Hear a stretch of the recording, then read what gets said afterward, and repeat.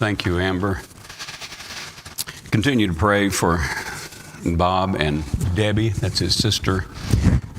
They were going down to visit with Diane, who had been, they were saying had very little time to live the first of the week. Well, she passed away before they got there. So they stayed down for the funeral. And so pray for Ron, that is the brother-in-law, and Diane is now passed, and then for Bob and Debbie.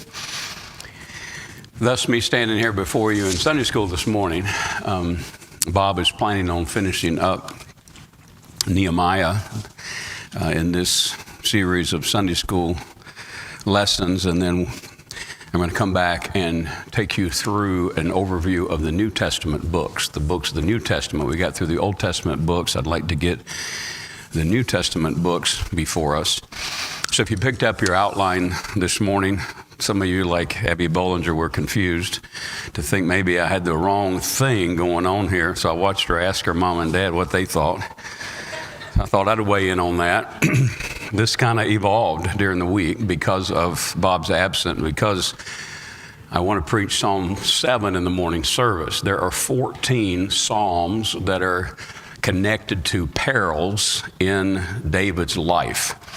And one of those is Psalm number 7. Well, there's a good bit of background to Psalm number 7. And so I thought, well, if I could spend time going through that narrative with you in Sunday school, then that would lay the groundwork for what he's saying in Psalm number 7. And having thought about that, I thought as we read our Bibles, 40% of the Old Testament and 50% of the New Testament is narrative. What that means is it tells a story. We have to be very careful that we approach narrative as what it is. And so I thought in the afternoon service today, I would just spend time with you thinking about what do we do with the narrative sections of the scriptures. There's narrative in the law, those 5 books. There's narrative in the wisdom books, right? You follow that in the book of Psalms. There's narrative in the prophets. Sometimes a prophet like Isaiah is preaching away, and then you have this event. There's narrative in the Gospels. There's narrative in Acts. And really, there's narrative in the epistles, pieces and parts of the epistles that are telling the story, that are connecting us back. And there's truly narrative in the book of Revelation. The things that are coming are going to be historic. They're going to actually move us right into eternity.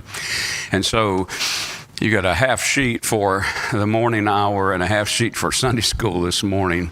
And I just want to think in terms of this history of hardship in the life of David, a history of hardship. David ministered consistently to Saul, and we watch that and we know that, but for me, and maybe for you, because I'm not in that narrative reading straight through what's going on, the impact of that and the implications of that aren't really alive for me. I'm moving from this chapter to this chapter and moving on through like we do.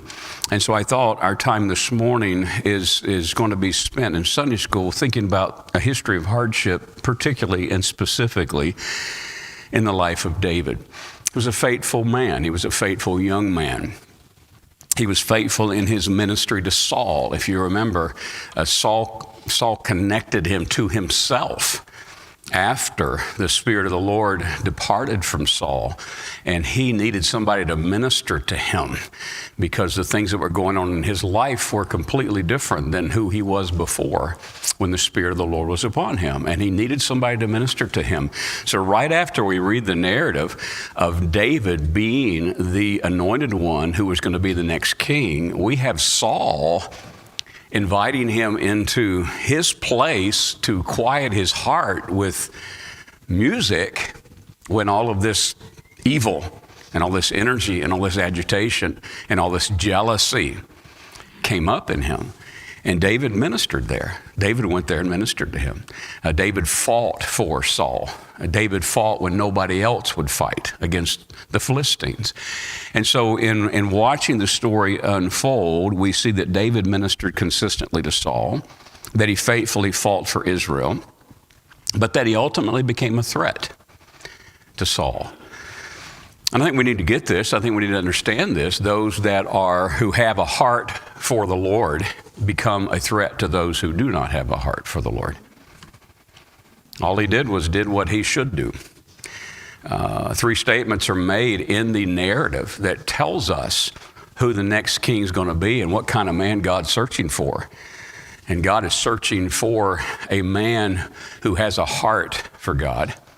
He's searching for a man who is better than his neighbor. In this case, his neighbor would be Saul. And he's searching for a man whose heart he looks into, a heart that God knows, a heart that mirrors his own heart. And so David, in mirroring the heart of God, ended up in conflict. He had a sterling character. He was a man of integrity. And I'm preaching to people today that want to be those kind of people. But I think when we want to be those kind of people and we endeavor to be those kind of people, sometimes we don't understand the pushback. I would think that I would want that kind of person in my life as my friend or as my family member or as my neighbor. And yet, that's not what we experience. We experience many times the same thing that David experienced. So it should not be a surprise to us because the Bible has already taught us that. The Bible has already said that to us. But maybe to become freshly aware of that this morning will help us. Look at 1 Samuel in chapter number 13. Let's start in chapter number 13. As Samuel records the story, David is warring with the Philistines. In this case, Saul is warring with the Philistines, and they're in a crisis point, and he takes things into his own hands. Look at it in verse number 6. I'm in 1 Samuel chapter 13 and verse number 6.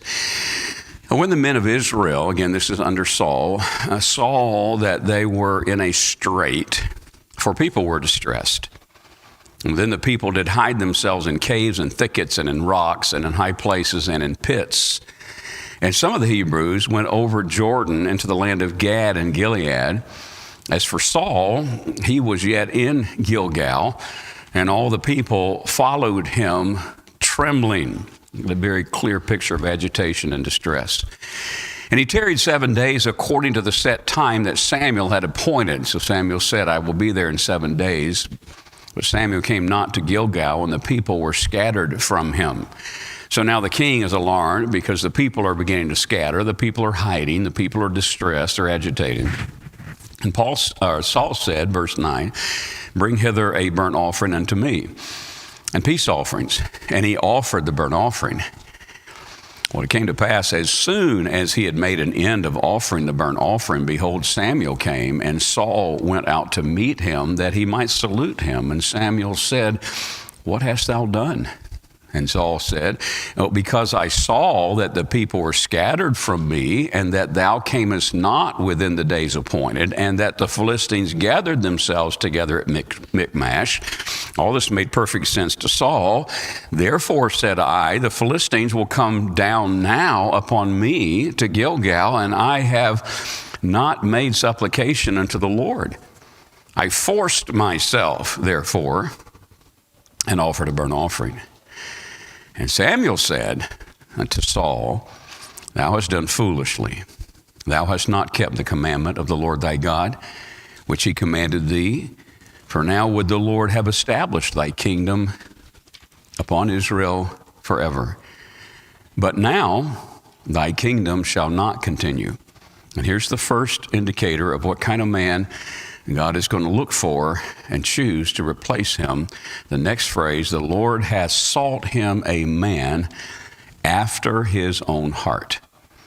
And the Lord hath commanded him to be captain over his people, because thou hast not kept that which the Lord commanded thee. So the first clue to Saul's replacement comes when Saul disobeyed the Lord, did not wait for Samuel. And it's described this way, the Lord has sought him a man after his own heart. Turn, if you would, to chapter 15, chapter number 15.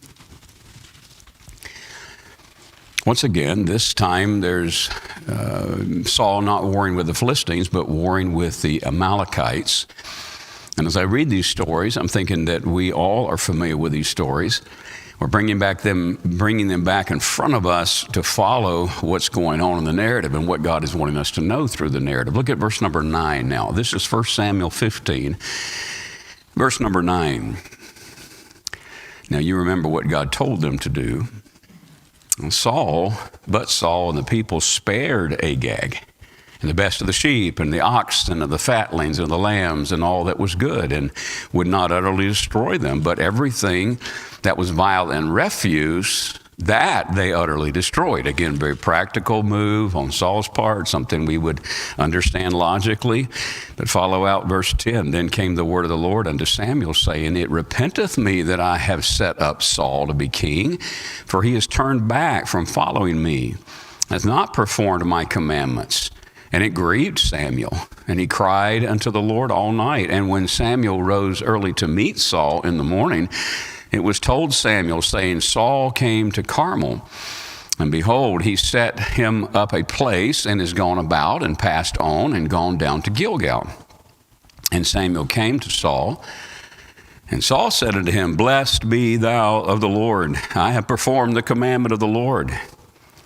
And Samuel said, What meaneth then this bleating of the sheep in mine ears, and the lowing of the oxen, which I hear? And then Saul goes on to make an excuse as to what happened, and listen to Samuel's response, verse 17.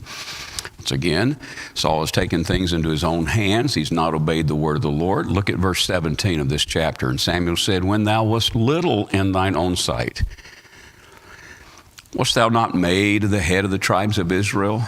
And the Lord anointed thee king over Israel when you had a small view of yourself. Was that not when God called you to be king? Later in verse 22, Samuel speaks to this issue of Saul's disobedience. And Samuel said, verse 22, Hath the Lord as great delight in burnt offerings and sacrifices as in obeying the voice of the Lord? Behold, to obey is better than sacrifice, and to hearken than the fat of rams. Listen to the strength in which he speaks in verse 23. For rebellion is as the sin of witchcraft. This disobedience, Samuel says, that rebellion, that stubbornness, the sin of witchcraft. Stubbornness is as iniquity and idolatry. Because thou hast rejected the word of the Lord, he hath also rejected thee from being king. And down in verse number 26, we remember that Saul wanted Samuel to return with him and worship. It seemed like Saul here has tried to save face, as best we can tell in reading the story. Verse 26, And Samuel said unto Saul, I will not return with thee, for thou hast rejected the word of the Lord, and the Lord hath rejected thee from being king over Israel. Notice the way he states that. You've rejected the word of the Lord. You've disobeyed the Lord, refused to do what he said, and so he's rejected thee on being king over Israel. The second clue to the man God's looking for and will anoint as the king is in verse number 28 of this text. 1 Samuel 15:28, And Samuel said unto him, The Lord hath rent the kingdom of Israel from thee this day. Second clue, hath given it to a neighbor. God's looking for a neighbor of thine that is better than thou. So as we follow the narrative, as we follow what is taking place here, God declares, first of all, that he's seeking a man after his own heart. He declares, secondly, he's seeking a neighbor of Saul's that is better than him. What do you mean? Not impatient, right? Did he get impatient? He was impatient. Not disobedient, not impulsive, not assuming. I know what God said, but Samuel seems to be taking his time getting here. Not assuming, not disobedient, not spiritually lacking. That's the man that God is looking for. There's another clue in chapter number 16. In chapter 16, Samuel here is to anoint a new king. Down in verse number 7, you know the story. There's a meeting with Jesse, and he has 8 sons. And verse number 7 gives us an indication. The Lord said unto Samuel after Eliab was brought before him, Look not on his countenance or on the height of his stature. Okay, Eliab evidently looked a lot like Saul. Don't look on the countenance. Don't look on the height of his stature. Don't say that looks like good king material, because I have refused him. And here's the next clue. For the Lord seeth not as man seeth, for the Lord looketh on the outward appearance. Man looketh on the outward appearance, but the Lord, here's a contrast, the Lord looks on the heart. He's seeking a man after his own heart. He's seeking a neighbor of Saul's that is better than him, not impatient, not impulsive, not assuming, not disobedient, not spiritually lacking. And he's looking not at the outward appearance, but he is looking on the heart. Now, folks, that's consistent with the whole of Scripture, isn't it? In everything we read in the prophets and the things we look at in Isaiah and other places, we recognize that the issue there was a heart issue. They were doing mechanically all these things on the outside. And what God brings to them through his prophet Isaiah is that God is looking right past all of that, all that sacrifice, all that you're doing in the temple. He's interested in your heart. Jesus says the same thing in John 4 to the woman at the well. Drop down, if you would, to verse number 13. This is 1 Samuel, chapter number 16, and verse 13. We're continuing in the narrative. And then Samuel took the horn of oil and anointed him in the midst of his brethren, and the Spirit of the Lord came upon David from that day forward. So here's Saul's replacement, and the Spirit of the Lord comes on David from that day forward. So Samuel rose up and went to Ramah. So some supernatural help, some special supernatural help that really was part of Saul's kingly ministry is now coming on David. And verse number 14 tells us as well that the Spirit of the Lord departed from Saul. But he goes further and says an evil spirit from the Lord troubled him. So verse 14 indicates that Saul is no longer serving as God's anointed king. And from my understanding from the New Testament and what we read in the book of Romans and what we see in principle is that God left basically Saul to this evil disposition or this evil spirit. God was supernaturally working in his life and protecting him and guiding him and using him. And we don't understand everything about this, but we do get this evil spirit from the Lord that troubled him is something that he repeats through the narrative. Something has changed with Saul. 15 gives us a little bit of an insight into that. Verse 15, and Saul's servant said unto him, behold, now an evil spirit from God troubleth thee. You've been given over, Saul, to your willfulness and to your rebellion. And Samuel said earlier, that's like the sin of witchcraft. And so we know the evil one is involved in all of this. Verse 16, let our Lord now command thy servants, which are before thee, to seek out a man whom is a cunning player on a harp. And it shall come to pass when the evil spirit from God is upon thee, that he shall play with his hand, and thou shalt be well. And Saul said unto his servants, provide me now a man that can play well, and bring him to me. Then answered one of the servants and said, behold, I have seen, and for us this is connecting the story. God's telling us what we need to know. This is the way God worked these things out. I've seen a son of Jesse, the Bethlehemite, that is cunning and playing. He's a mighty, valiant man. He's a man of war and prudent in matters and a comely person. Notice the last phrase of verse 18, spoken about David from Saul's servants. And the Lord is with him. Wherefore Saul sent messengers unto Jesse and said, send me David thy son, which is with the sheep. And Jesse took an ass laden with bread and a bottle of wine and a kid, and sent them by David to his son unto Saul. And David came to Saul and stood before him, and listen to the middle part of verse 21, and he loved him greatly. Saul loved him greatly. He became his armor bearer.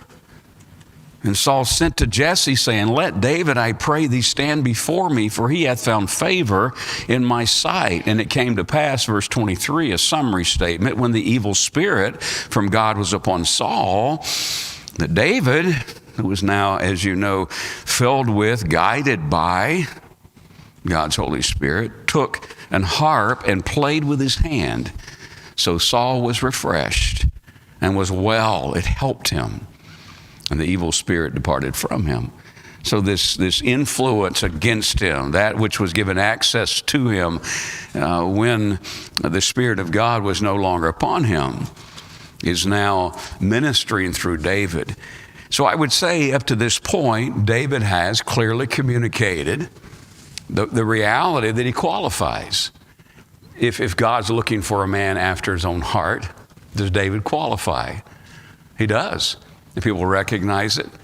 A neighbor better than Saul. Does David qualify? Yes. And that's what the narrative's doing. It's setting the table. It's moving us forward. One whose heart God approved of. Absolutely. Now, the story of David indicates that started when he was a young man. So why does God give us the pieces of the narrative? Well, you remember how David operated as a young man in relationship with his father. The indication there is that David was a man, a young man who was devoted and who was disciplined and who obeyed, who did as the Lord would have him to do, did as his father Jesse asked him to do. There's also not only the devotion and the discipline, but there is a distinguishing of himself. There's a distinctive spiritual character about him. And the servants of Saul said, you know what? We know a young man that fits the bill. We know a young man that come do this. And then there's also this life pattern of dedication before the Lord. So he's fleshing this out. God's fleshing this out in front of us by telling us the story. In chapter number 17, again, a very familiar story. It has so many parts and pieces that we love to think about. These are introduced to our children in Bible story books on our couch, on our sofa as believing parents. But they're also the material that's brought to them in Sunday school ever before them as young people, to get these things in their soul, to get these things in their mind, to get these things before them. So chapter 17 is one of those longer chapters that sets the focus again. Down in verse number 17, this is 1 Samuel 17:17. You know the story. The Philistines, Goliath, the brothers fighting, David, younger one, keeping the sheep. Verse 17, Jesse said unto David his son, take now for thy brethren an ephah of this parched corn and these 10 loaves, and run to the camp to thy brethren. And carry these 10 cheeses unto the captain of their 1,000. And look how thy brethren fare, and take their pledge. Go see your brothers. Go see how things are going. Go take these supplies to them. Drop down to verse number 23, chapter 17, verse 23. As he talked with them, these brothers, behold, there came up the champion, the Philistine of Gath, Goliath by name, out of the armies of the Philistines, and spake according to the same word. So he's been saying this, but now he says it, and David hears it. David heard them. He heard these words. And all the men of Israel, verse 24, when they saw the man, fled from him and were sore afraid. And the men of Israel said, have you seen this man that has come up? Surely to defy Israel is he come up. And it shall be that the man who killeth him, the king will enrich him with great riches, and will give him his daughter, and make his father's house free in Israel. Here are all the blessings and benefits of the one who does this. Listen to David's perspective. David spake unto them, verse 26, he spake to the men that stood by him, saying, what shall be done to the man that killeth this Philistine, and who taketh away the reproach from Israel? His perspective is very different. Who is this uncircumcised Philistine that he should defy the armies of the living God? What a perspective God introduces into that setting through this young man, David. What's going on here? How is it that he is defying the God of Israel? Down in verse number 46, you know the story. We're moving through the story, and we're dipping into different places, trusting that we know the storyline and trying to pick out, okay, where's the Lord taking us here? Verse 46 of chapter 17, this day will the Lord deliver thee, speaking to Goliath, into mine hand, and I will smite thee and take thine head from thee, and I will give the carcasses of the host of the Philistines this day unto the fowls of the air and to the wild beasts of the earth, that all the earth may know that there is a God in Israel. What a profound statement. Who is this uncircumcised Philistine that he should defy the armies of the living God? Verse 26. Verse 46, I will do this, empowered by God, that all the earth may know that there is a God in Israel. And all this assembly shall know, verse 47, that the Lord saveth not with sword and spear. For the battle is the Lord's, and he will give you unto our hands. David had a clear view of God. that shaped his view of God's enemies. He had a clear view of God, and that shaped his view, his perspective of God's enemies. Chapter number 18, God continues in the narrative to put David's spiritual character on display. So we begin in chapter 18 with these words. It came to pass, when he had made an end of speaking unto Saul, that the soul of Jonathan was knit with the soul of David, and Jonathan loved him as his own soul. And Saul took him that day and would let him go no more home to his father's house. Not going back to Jesse's house, we're going to stay here. Then Jonathan and David made a covenant because he loved him as his own soul. And Jonathan stripped himself of the robe that was upon him and gave it, the royal robe, to David, and his garments, even to his sword and to his bow and to his girdle, his belt. And David went out whithersoever Saul sent him and behaved, listen to David, went everywhere that Saul sent him, behaved himself wisely.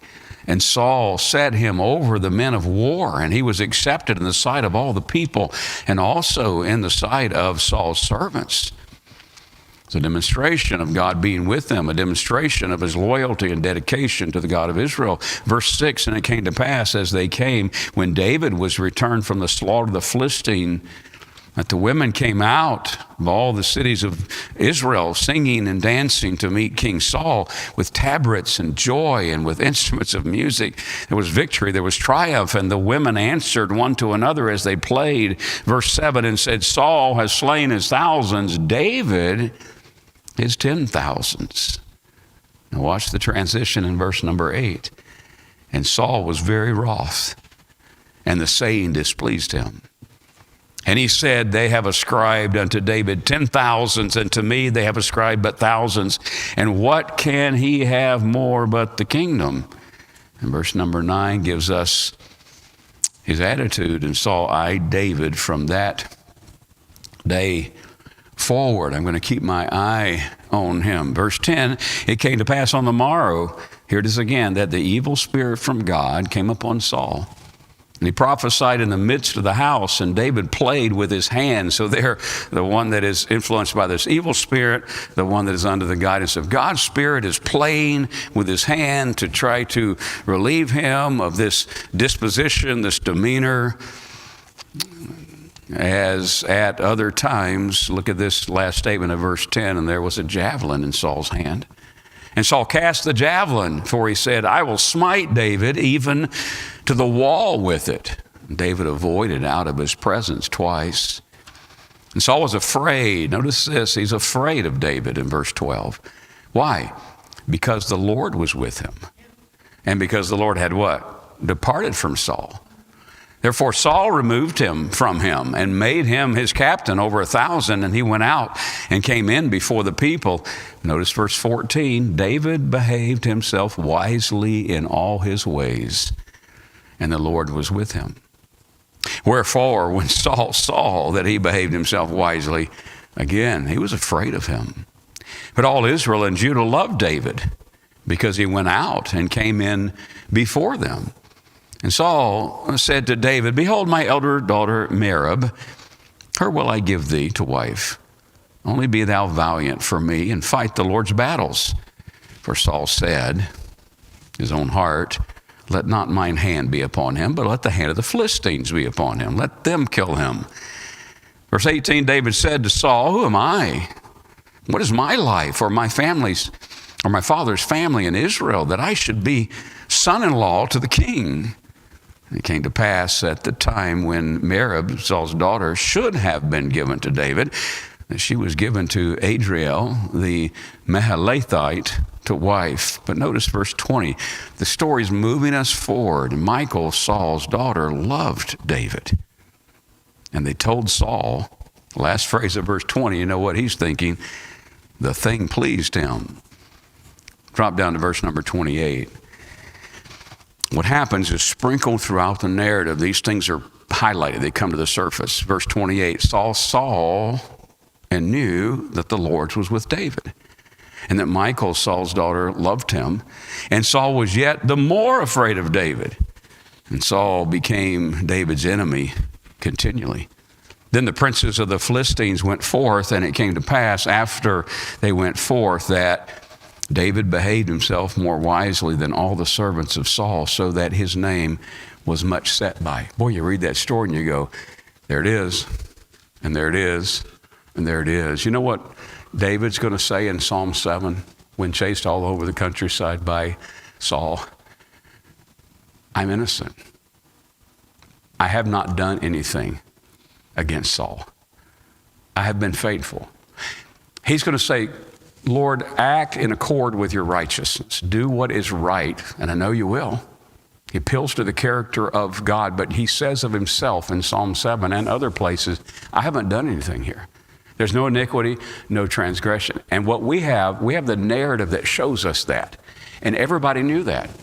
Saul knew that. The servants knew that. The other Israelites that warred with David knew that. Everyone knew that. And so when David brings that before the Lord, God has as well given us a testimony of that reality. Chapter 19, and Saul spake to Jonathan his son. Notice now how this animosity expands out. He's really pulling out all the stops. He's talking to Jonathan now in verse 1 of chapter 19. And to all his servants, about what? That they should kill David. But Jonathan, Saul's son, delighted much in David.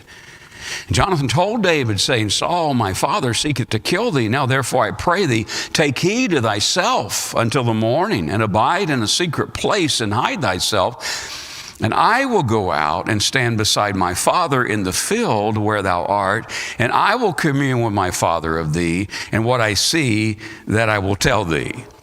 And Jonathan spake good of David unto Saul his father, and said unto him, let not the king sin against his servant, against David, because he hath not sinned against thee. These testimonies aren't coming from David. These testimonies are coming from those that knew David.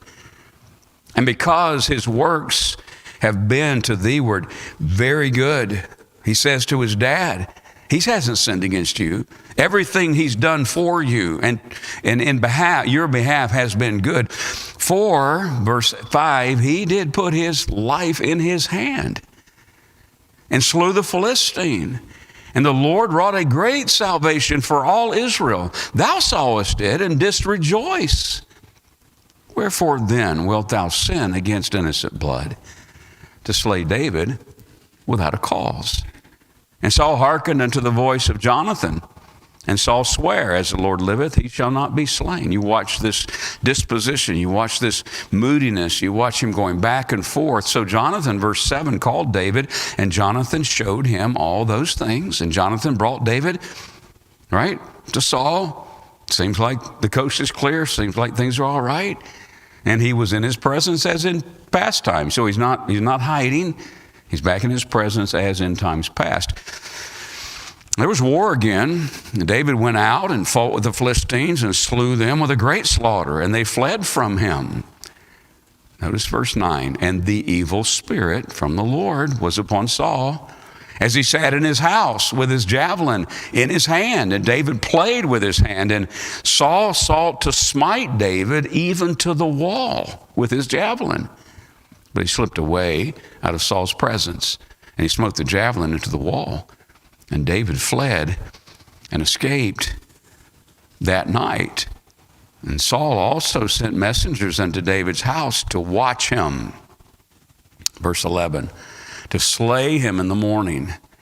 Michal, David's wife, told him, saying, if thou save not thy life tonight, tomorrow thou shalt be slain. So Michal let David down through a window, and he went and fled and escaped. And you'll remember that she deceived the messengers of Saul to make them think he was there in the bed, and gave him some time to get away.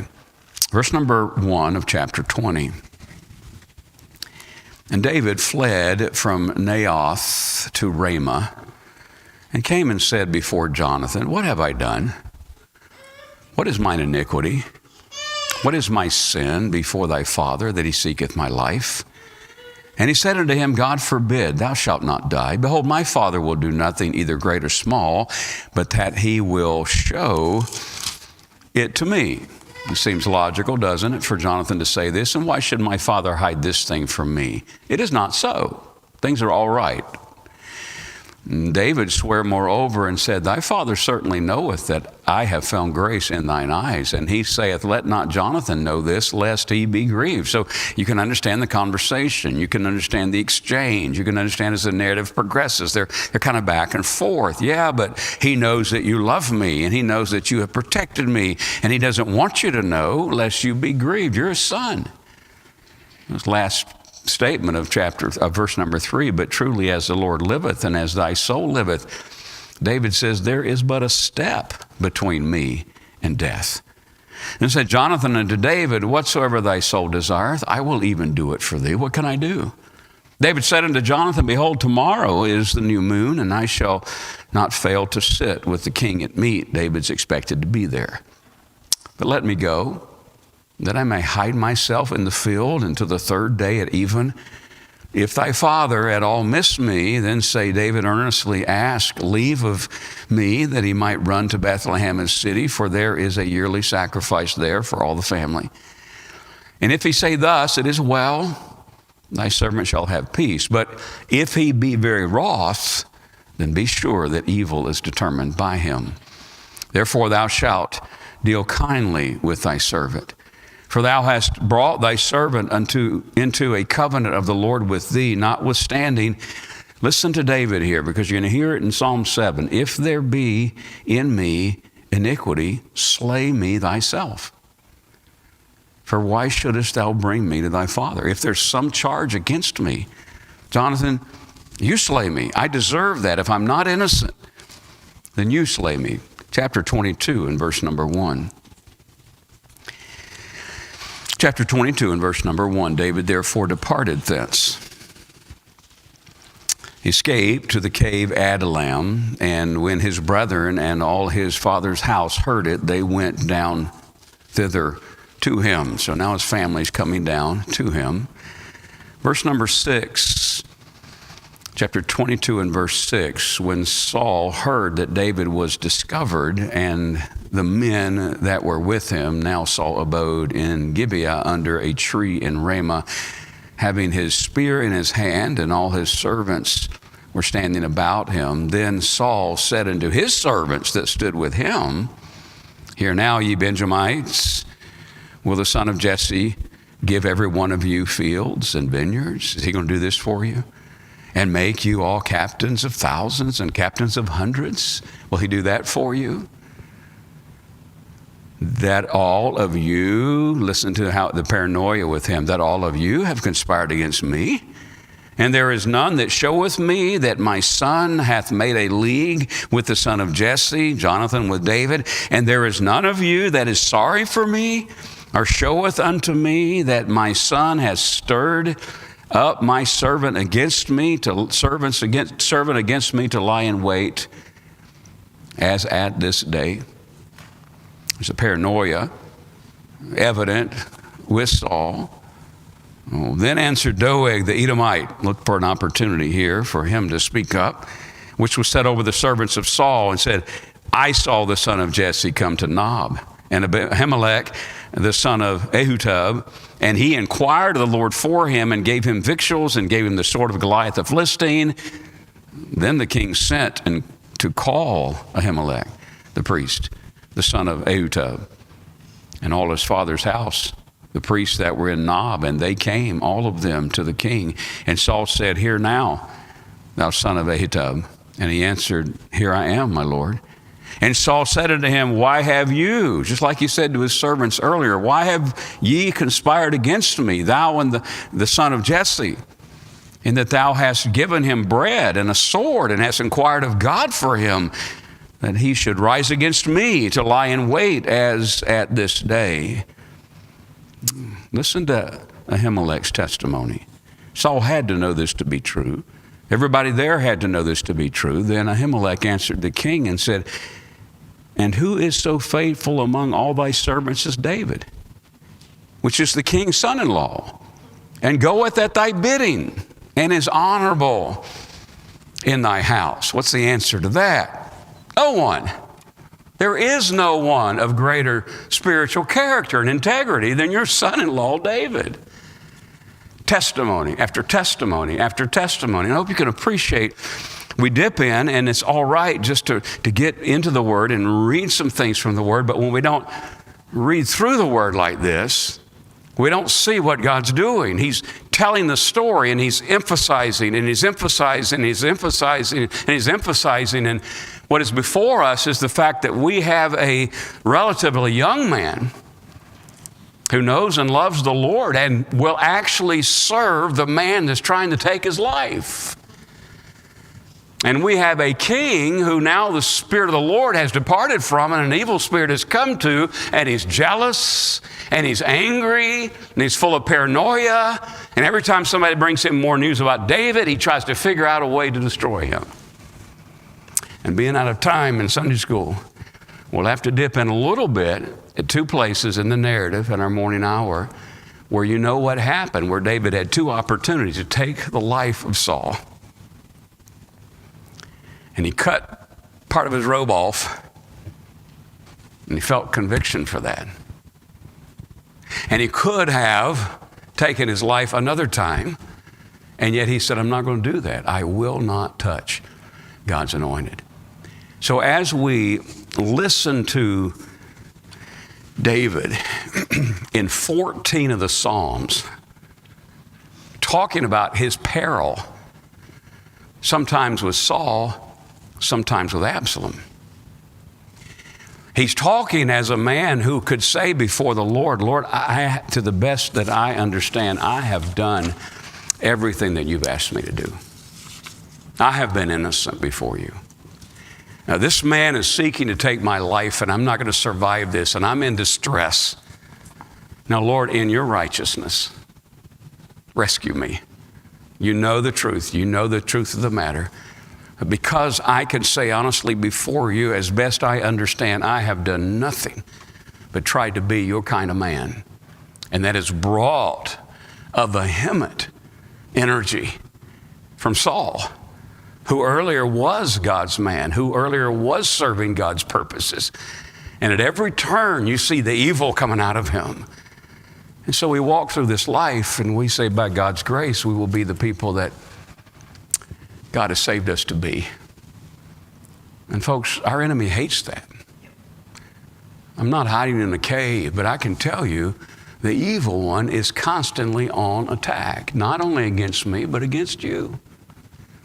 And every turn in life, whatever the matters are, physical matters or family matters or whatever the relational matters are, Satan capitalizes on that, the very thing that the Lord would use to draw us to himself. Satan capitalizes on that and tries to energize us to respond in kind. Well, somebody said something against me, you wait till they hear what I'm going to say back. And anymore, it's not so much verbal, it's right? Post this. That'll teach them. Say this. That'll teach them. And what have they done? What has a David done? Nothing. They tried to be the person that God redeemed him to be. So be encouraged and be aware. You're not going to follow Christ without taking up your cross. You and I are going to have to die daily. When we die daily, the last thing on our spirit is to react to this kind of spirit. Let's pray together. Father, we want to be able to say before you that as best we understand, we are living in innocence before you. That whatever the attack may be, no, Father, there's not perfection in any of us. We know first thing we do most often is examine, is there some substance to what's been said? Is there some truth here? But Father, when we can say as best we understand, we have simply sought to be people after your heart. To be people who are not like our neighbor, as the Lord himself said about David and Saul. As those whose heart you know intimately, looking past all the appearances and right down to the core of our being. That, Father, then we can say, Lord, deliver me. Lord, help me. Lord, sustain me. If I'm guilty of these things, Lord, punish me and chasten me. I want to be righteous before you, but I will lean completely upon your righteousness to preserve me and to protect me and to deliver me. I pray, Father, there would be a hunger here in this midst for this narrative of the Scriptures, that we would read these things and note these things and take these things to heart. Allow your living word to do what you intend in our lives. Thank you for our time this morning. In Christ's name, amen. You are dismissed.